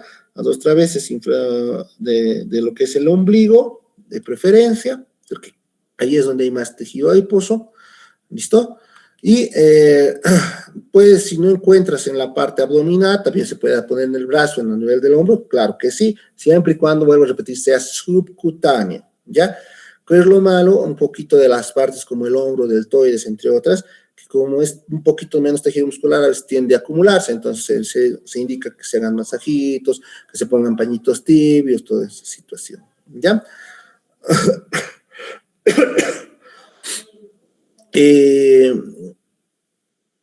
A veces, digamos, por toda esta situación puede causar un poco de agrandamiento de la grasa local, por su función lipogénica que tiene lo que es la insulina, ¿no?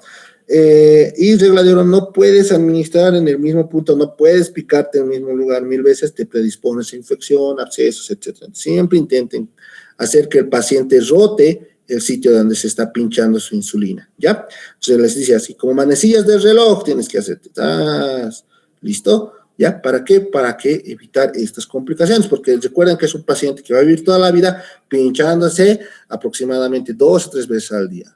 ¿Listo? Entonces, nadie quiere, digamos, que esa cosa se infecte. ¿Listo? El manejo hospitalario, como les he indicado, todo paciente que esté internado en el hospital necesita o va a necesitar manejo con insulina cristalina. Las metas, esto está cambiado por si acaso, ya no es 140 a 180, esperamos entre valores entre 80 a 180, ¿listo? De glucemia, ¿ya? Entonces vamos a tener que diferenciar dos pacientes, un paciente no crítico, un paciente que está en piso y un paciente crítico, ¿listo? Que está en la unidad de cuidados intensivos. Un paciente no crítico, mayormente utilizamos el régimen subcutáneo basal bolo, ¿listo? O incluso el régimen de solo bolos, que quiere decir, o solo basal o solo bolo, digamos come, le tomas la glucemia, está en 300, ahí le ponemos mi bolito, o digamos el paciente, digamos, le pongo solo su basal, después de comer está en 180, está dentro de parámetros, dentro de lo esperado, entonces no se lo toca más, ¿ya? Entonces, esta es más que todo cuidando lo que es tanto su ingesta, intentando verificar, haciendo un seguimiento constante del paciente diabético para buscar el mejor esquema de tratamiento posible. ¿Por qué? Porque hay que recordar que este paciente tiene que volver a ir a su casa. ¿Listo? No puede estar con nosotros toda la vida y que nosotros estemos pinchando. No, tenemos que buscar una estrategia para que el paciente vuelva a casa y él esté consciente de su enfermedad y pueda administrarse los medicamentos. Entonces, en un paciente no crítico, mayormente la solución es basal bolo, ¿listo? Que esté en piso, hay que seguir manteniendo la ingesta de elementos. En cambio, en un paciente que está en la unidad de cuidados intensivos, si vemos que la función de basal bolo no funciona, ¿por qué no funcionaría? Hay que recordar que la famosa respuesta metabólica al trauma, ¿listo? Nosotros, por fisiología, sabemos que si tenemos un estrés grande, cuidados intensivos, una neumonía, un auto nos aplasta, nuestro cuerpo va a reaccionar ¿cómo? Intentando producirle la mayor cantidad de energía posible, ¿listo? Eso se llama respuesta metabólica al trauma. Entonces, es normal que un paciente que esté en la UCI, o es normal un paciente que, no sé, le ha atropellado un camión, haga hiperglucemias. No es que sea diabético el paciente, no, pero está haciendo hiperglucemias. ¿Por qué? Porque su cuerpo está respondiendo para intentar defenderse de todo este caos que ha pasado. Pero eso quiere decir, ¿le administro insulina a un paciente no diabético que está sufriendo una resistencia metabólica al trauma? Sí, la respuesta es sí. Si tienes glucemias allá de 180, hay que controlar esa glucemia, porque esa glucemia después se va a hacer contraproducente, va a empezar a traer efectos adversos. ¿Listo? Entonces, si tienes un paciente en UCI que está con una glucemia de 220, hay que tratarla. ¿Cómo la tratamos? Podemos tratarla con dosis de bolo, que quiere decir, pinchamos a nivel subcutáneo en insulina regular, vemos si no responde, una segunda dosis no responde, entonces hay que decir, iniciar bombas de infusión continua, tratarlo como si fuera una cetoacidosis. ¿Me dejo entender? Hay que empezar a utilizar bombas de infusión continua. Esa es la diferencia de un paciente que está en piso donde un poquito puedo observarlo con más calmita, a un paciente que esté en UCI que yo necesito infundir ahí gota a gota mi insulina cristalina. ¿Listo? ¿Ya? Entonces, con esa corrección más agresiva, un poco más ajustada, lastimosamente, que hay que ver el potasio. ¿Listo? ¿Por qué? Porque puede producir hipocalemia, como les he dicho. ¿Por qué? Porque es una parte del esquema de la hipercalemia en la insulina. ¿Listo? Entonces, el tratamiento de la insulina, como han visto, no es lineal, es móvil. Se va a variar según a qué tipo de insulina tengas, se va a variar según a la situación del paciente, va a variar según en qué momento del estado del paciente está, si ha comido, no ha comido, toda esa situación. Entonces, el tratamiento es dinámico. Vuelvo a repetir, no es estático, no es solo pinchate tu insulina y fin, no. Hay que ver qué momentos, hay que ver qué situaciones, hay que ver la situación del shomoji, etc. ¿Me entienden? Entonces, es dinámico, más que todo si está internado en hospital y ustedes van a vivir en hospitales, aunque estén en un centro de salud, van a tener un paciente diabético, van a tener que controlarlo.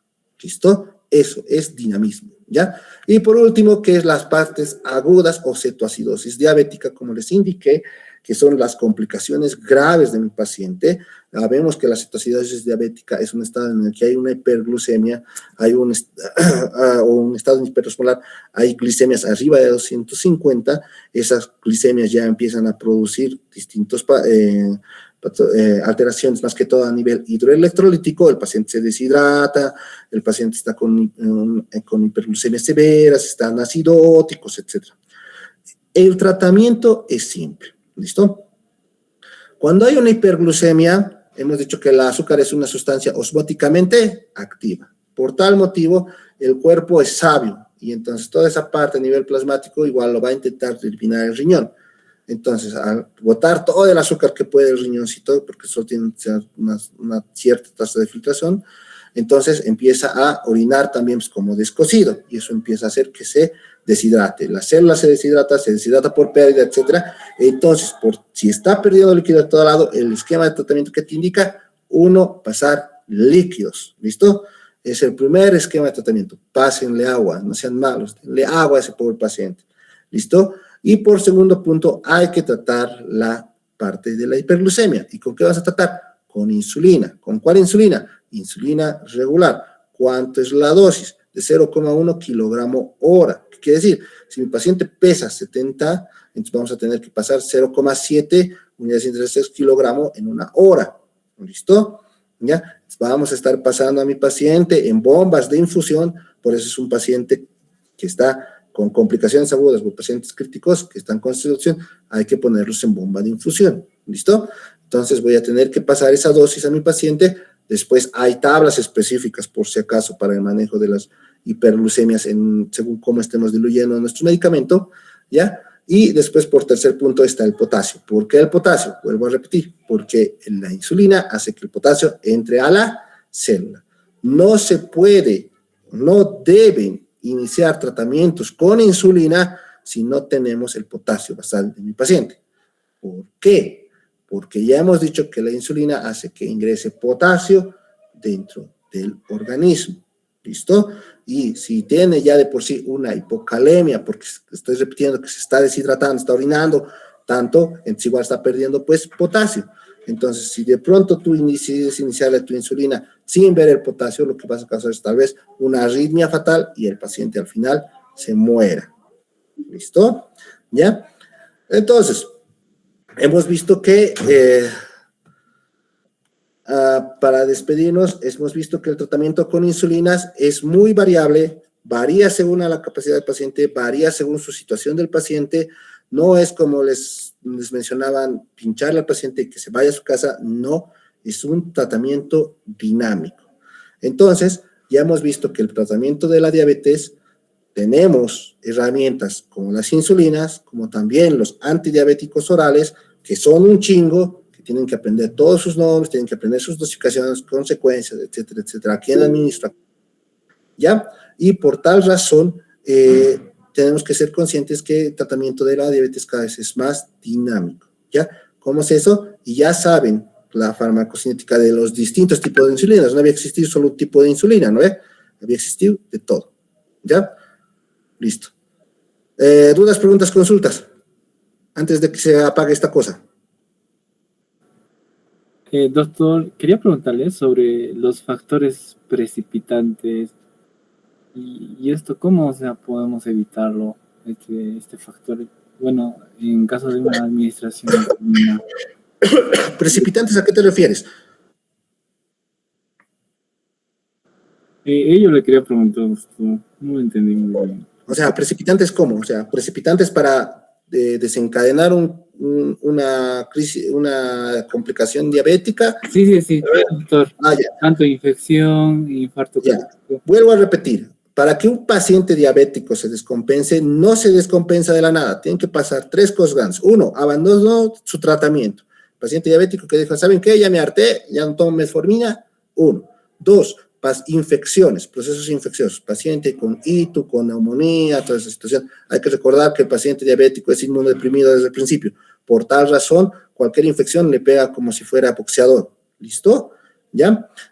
Úlceras infectadas, pie diabético, toda esa situación, lo puedes compensar.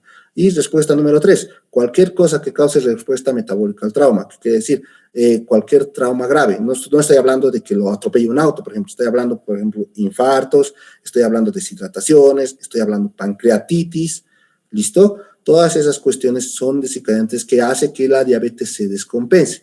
Y si tu diabetes se descompensa, ya no le puedes servir pues las pastillas.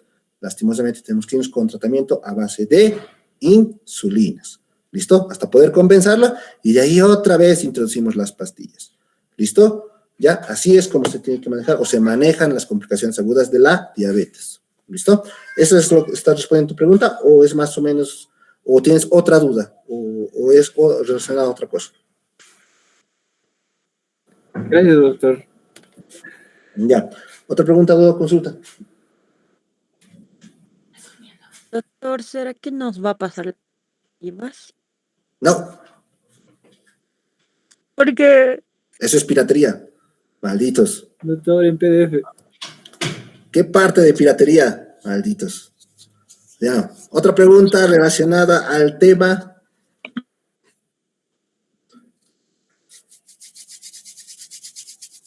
Democracia, doctor. No. Pasemos, doctor. No. ¿Otra pregunta? Por favor, doctor. ¿Qué parte de no tiene? Son solo 2 letras. Ténganos piedad. No. No me gusta tener piedad. Ya lo saben. Ya vamos con 4 meses, 3 meses donde les indico que no soy piadoso. Ya, de una vez, ¿preguntas? ¿Tú preguntas? Con respecto al tema. Hacemos el tema, doctor. Nega, ya. Si no hay más preguntas relacionadas al tema, ¿listo? Entonces, los espero el lunes. El lunes vamos a ver corticoides, ¿ya? ¿Ok? Repasen. Vamos igual a hacer evaluación el día lunes, pero a través de hipoglucemiantes y de insulinas, ¿ya? ¿Listo? No se salgan de las clases. Espero que se resuelva, como les digo, estas actividades, porque la verdad a mí no me gusta mucho inline, pero bueno, igual de todas maneras todos estamos sufriendo, creo que por alimentos, todas estas situaciones. Espero que estén bien ustedes, chavos. Cuídense, abríguense, espero que les esté yendo bien y estudien. ¿Ya? Nos vemos. Chao, chao. Hasta luego, doctor.